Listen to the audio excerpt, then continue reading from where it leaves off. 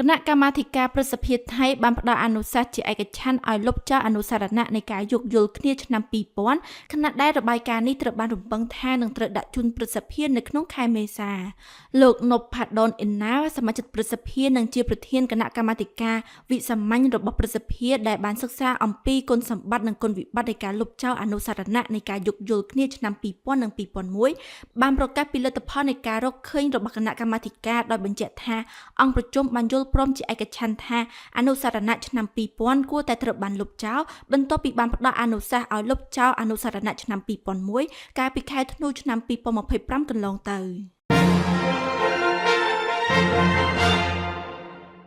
នាព្រឹកថ្ងៃពុធនេះនាយករដ្ឋមន្ត្រីនិងជារដ្ឋមន្ត្រីក្រសួងមហាផ្ទៃលោកអនុทิនឆាន់វរៈគូនបានបដិសេធមិនធ្វើអត្ថាធិប្បាយលើសេចក្តីរាយការណ៍ស្តីពីការវាយតប់គ្នារបស់ប្រជាជនថៃជុំវិញបញ្ហាប្រេងឥន្ធនៈថ្លែងនៅក្នុងសភានាព្រឹកថ្ងៃទី25ខែមិនិនានេះលោកអនុทิនបានលើកឡើងថាលោកនឹងមិនឆ្លើយតបឡើយនៅពេលសួរអំពីហេតុការណ៍ដែលថាសាធារណជនបានវាយតប់គ្នាដណ្ដើមប្រេងឥន្ធនៈនៅពេលសួរថាតើវិបត្តិនេះគឺជាអ្វីដែលរដ្ឋាភិបាលថៃត្រូវដោះស្រាយដែរឬទេលោកបានឆ្លើយថាលោកមិនទាន់បានដឹងពីស្ថានភាពនេះនៅឡើយទេហើយក៏មិនទាន់មានរបាយការណ៍ណាមួយបានដាក់មកលោកដែរសូមជម្រាបថាបច្ចុប្បន្នវិបត្តិថាមពលក្នុងប្រទេសថៃកំពុងបន្តតានតឹងគណៈមានសេចក្តីរាយការណ៍ថាស្ថានីយ៍ប្រេងតាមបណ្ដាខេត្តមួយចំនួនគ្មានប្រេងគ្រប់គ្រាន់ទេ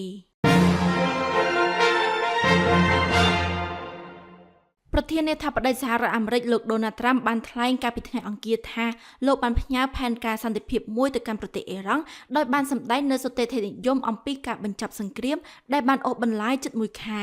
ទីក្រុងតេហេរ៉ង់វិញបានប្រកាសថាខ្លួននឹងអនុញ្ញាតឲ្យនាវាដែលមិនមានចេតនាអរិភាពឆ្លងកាត់ច្រកសមុទ្រហ័រមុសដែលជាចំណុចយុទ្ធសាស្ត្រដ៏សំខាន់និងជាសរសៃឈាមសម្រាប់ការផ្គត់ផ្គង់ប្រេងសកលលោកដូណាល់ត្រាំបានប្រាប់អ្នកយកព័ត៌មាននៅការិយាល័យ Oval Office ថាពួកគេបានធ្វើរឿងមួយកាលពីម្សិលមិញដែលពិតជាអស្ចារ្យណាស់ពួកគេបានផ្ដល់កាដូមួយដល់យើងហើយកាដូនោះបានមកដល់នៅថ្ងៃនេះវាគឺជាកាដូដ៏ធំធេងបំផុតដែលមានតម្លៃមហាសាលគួរបញ្ជាក់ថាសារព័ត៌មាន The New York Times បានស្រង់សម្ដីមន្ត្រីអាមេរិកម្នាក់ថាសហរដ្ឋអាមេរិកបានផ្ញើផែនការ15ចំណុចទៅកាន់ប្រទេសអ៊ីរ៉ង់តាមរយៈប្រទេសប៉ាគីស្ថាន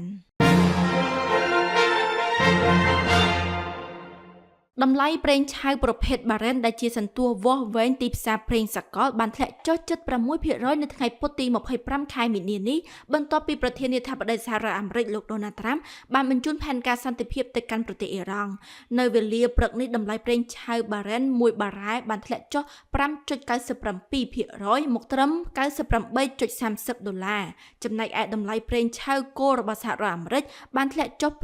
5.01% មកនៅត្រឹម